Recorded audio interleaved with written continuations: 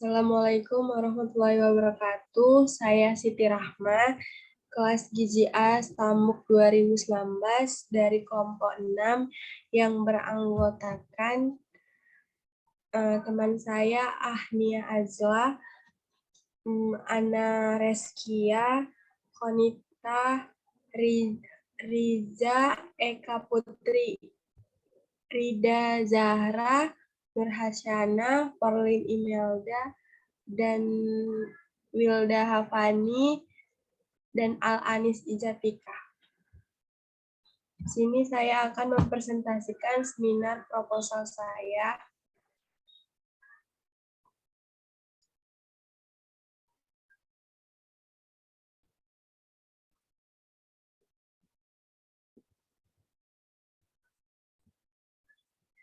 Yang berjudul Pembuatan Makanan Formula Balita dari Ikan Bandeng untuk Balita Gizi Kurang di Kota Medan.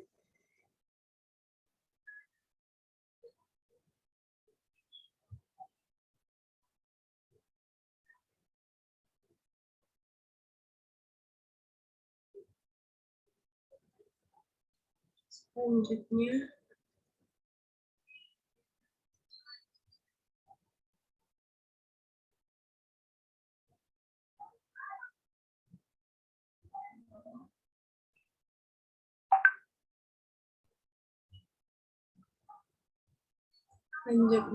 ada pendahuluan. Persoalan gizi dalam pembangunan kependudukan masih merupakan persoalan yang dianggap menjadi masalah utama di kependudukan dunia. Persoalan ini menjadi salah satu butir penting yang menjadi kesepakatan global dalam Millennium Development. Status gizi balita dipengaruhi oleh beberapa faktor penyebab baik secara langsung atau status gizi dan kesehatan maupun tidak langsung, atau ketahanan pangan di rumah tangga, pola pengasuhan anak, dan pelayanan kesehatan serta lingkungan. Permasalahan balita yang berada di daerah pesisir maupun perkotaan tidaklah jauh berbeda, karena dalam hal ini yang menjadikan permasalahan adalah suatu pemahaman dari orang tua atau pengasuh bagaimana cara perawatan sehari-hari dan pengolahan makanan yang benar dan higienis. Selanjutnya,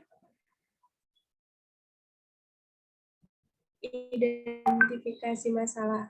Makanan tambahan adalah makanan yang bergizi sebagai tambahan selain makanan utama bagi balita untuk memenuhi kebutuhan gizinya. Yang kedua, balita gizi buruk atau malnutrisi adalah kondisi ketika anak tidak menerima nutrien, mineral, dan kalori yang cukup untuk membantu perkembangan organ vital. Pembahasan masalah agar perancangan yang dibuat dapat terfokuskan, maka solusi tepat untuk mengurangi dampak gizi kurang pada balita dengan menyampaikan informasi mengenai penambahan makanan tambahan kepada balita dan manfaatnya. Yang kedua, lingkup demografi. Batasan demografi dalam pencapaian rancangan ini penulisannya melakukan pengumpulan data yang berhubungan dengan target perancangan. Selanjutnya, perumusan masalah. Bagaimana perilaku ibu dalam pemberian suatu pemahaman atau pengasuh, dan bagaimana cara perawatan sehari-hari dan pengolahan makanan yang benar dan higienis, atau bagaimana perilaku ibu dalam pemberian makanan tambahan. Selanjutnya, ada tujuan penelitian. Tujuan penelitian ini adalah untuk mengidentifikasi perilaku ibu dalam pemberian makanan tambahan pada balita gizi kurang di Kota Medan. Selanjutnya ada manfaat penelitian. Yang pertama, bagi ibu, dengan memberikan perubahan perilaku positif kepada ibu tentang bagaimana perilaku yang dilakukan orang tua dalam memberikan makanan tambahan pada balita. Yang kedua, bagi masyarakat, yaitu untuk memberikan perubahan perilaku positif tentang pentingnya memberikan makanan tambahan pada balita. Dan yang ketiga, bagi peneliti selanjutnya, diharapkan karya tulis ini dapat digunakan untuk peneliti selanjutnya sebagai referensi untuk meneliti lebih lanjut. Kemudian, tinjauan pustaka. Kegiatan sosialisasi serta pengarahan dilakukan pada saat sosialisasi telah disampaikan bahwa kegiatan lolos pendanaan serta disampaikan informasi mengenai latar belakang kegiatan kegiatan, target kegiatan, sasaran kegiatan, dan tujuan kegiatan, di mana seluruh kegiatan tersebut memiliki tujuan yaitu memberikan pelatihan kemampuan mengolah ikan dalam bentuk makanan formula balita untuk meningkatkan gizi balita dan memberikan sosialisasi terhadap mitra untuk mengetahui prosedur, informasi, dan manfaat dari kegiatan ini. Kemudian pelatihan dilakukan dengan kegiatan pembuatan makanan formula balita meliputi sejumlah tahapan seperti tahap pertama yaitu memisahkan putih dan kuning telur, mencampurkan telur, gula halus, dan margarin, lalu aduk rata dengan menggunakan mixer.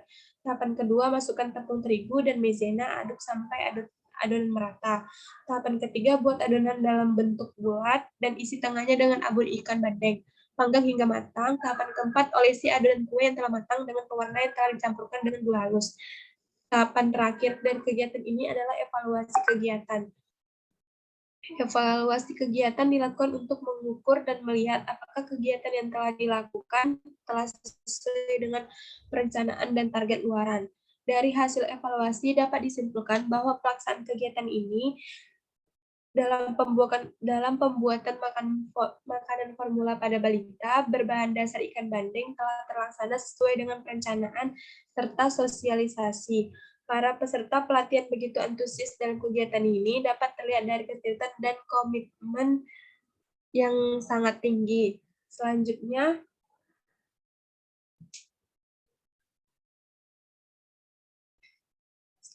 ada penelitian yang relevan. Yang pertama, dari penelitian pelatihan pembuatan makanan formula balita dari bahan baku ikan bandeng untuk meningkatkan gizi balita di wilayah pesisir seluit pantai Kota Tarakan. Dan yang kedua ada penelitian pengaruh substitusi daun kelor dan tulang ikan bandeng terhadap evaluasi sensori dan kandungan gizi mie instan. Dan yang ketiga ada penelitian kandungan gizi nugget bandeng dengan tambahan tepung wokaf. Selanjutnya di sini ada kerangka berpikir. Yang pertama, karakteristik ibu, pendidikan ibu, kesehatan ibu, estetika, pendapatan keluarga, kemudian karakteristik anak, usia kandungan, berat badan lahir, kemudian pemberian makanan tambahannya dengan status gizi anak, lingkungan, sumber informasi, dukungan keluarga, dan praktik pelayanan kesehatan. Selanjutnya, hipotesis penelitian.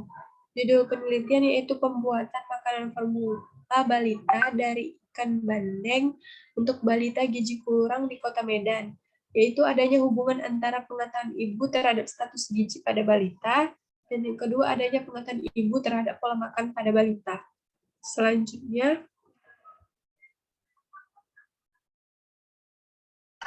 bab 3 metodologi penelitian.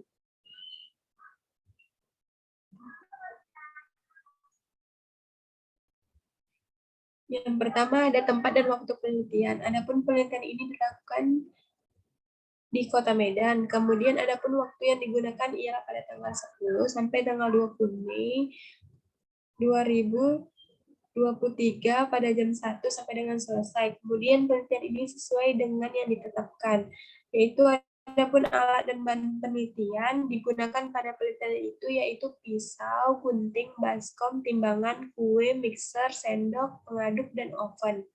Selanjutnya ada diagram alir, yaitu dari mulai studi literatur, mengumpulkan teori, mengumpulkan data, perancangan konsep, pengumpulan data, kemudian analisis hasil data yang dimasak, kemudian kesimpulan, selesai.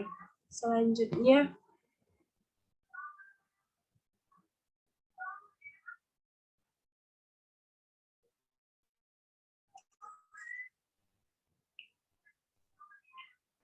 teknik dan prosedur pengumpulan data. Adapun teknik dan prosedur pengumpulan data yaitu ada interview. Interview adalah percakapan antara perekrut dengan calon karyawan untuk memahami keterampilan, kepribadian, dan karakter pelamar kerja. Yang kedua ada questionnaire. adalah sebuah teknik menghimpun data dari sejumlah orang atau responden melalui seperangkat pertanyaan untuk dijawab. Kemudian ada penelitian kuantitatif, yaitu penelitian ilmiah yang sistematis terhadap bagian-bagian dan fenomena serta kualitas dan hubungan-hubungannya. Selanjutnya, terakhir ada teknik analisis data. Teknik analisis data yang digunakan pada penelitian ini menggunakan uji validitas dan realitas. Uji coba ini dilakukan sebelum angket digunakan. Pada penelitian sesungguhnya untuk memperoleh data penelitian ini digunakan instrumen penelitian yang disusun atas dasar kisi-kisi dari tiap variabel penelitian. Selanjutnya, terakhir ada daftar pustaka. Ini saya terima kasih. Sekian dari presentasi saya. Jika ada teman-teman yang ingin memberi saran dan ingin bertanya, saya persilahkan.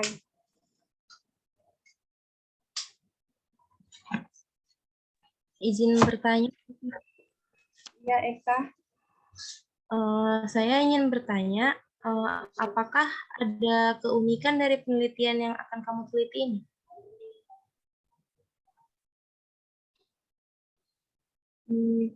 Baiklah, dalam penelitian saya ada keunikan, yaitu saya menggunakan dalam penelitian ini pembuatan makanan formula untuk balita, tetapi menggunakan bahan dasarnya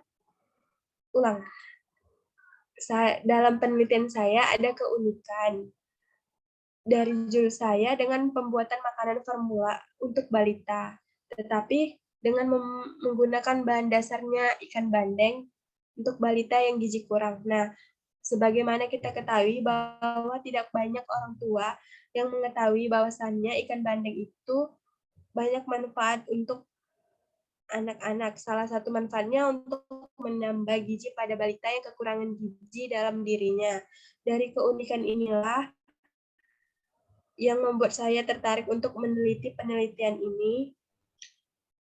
Tujuannya agar orang tua juga mengetahui bahwa ikan bandeng juga bisa dijadikan bahan makanan yang kaya akan nutrisi agar tidak ditemukan lagi balita yang kurang gizi. Dapat diterima, Eka? Ya, terima kasih Siti atas jawabannya. Terima kasih, Eka. Izin bertanya, Siti. Ya, Parulin dipersilahkan. Saya mau bertanya, apakah ada perbedaan penelitian yang kamu teliti dengan penelitian yang relevan? Baik, ada, Perlin. Letak perbedaannya ada di bahan dasarnya. Pada penelitian saya ini, saya menggunakan bahan dasarnya ikan bandeng untuk diolah menjadi bahan makanan yang enak dengan catatan bisa menambah nutrisi pada anak atau balita. Sedangkan pada penelitian yang terdahulu atau penelitian yang relevan, sebagaimana yang saya cantumkan di slide 6, bahwasannya bahan dasarnya daun kelor dan juga tulang ikan bandeng. Kemudian olahannya juga berbeda. Pada penelitian yang relevan tersebut diolah menjadi mie instan dan juga ada yang membuat menjadi nugget, serta daerah yang diteliti juga berbeda. Dapat diterima, Porlin? Baik, Siti. Terima kasih atas jawabannya. Baik, teman-teman tidak ada lagi yang ingin bertanya. Saya tutup. Sekian dari presentasi saya. Jika ada yang salah, saya minta maaf. Wassalamualaikum warahmatullahi wabarakatuh. Waalaikumsalam warahmatullahi wabarakatuh.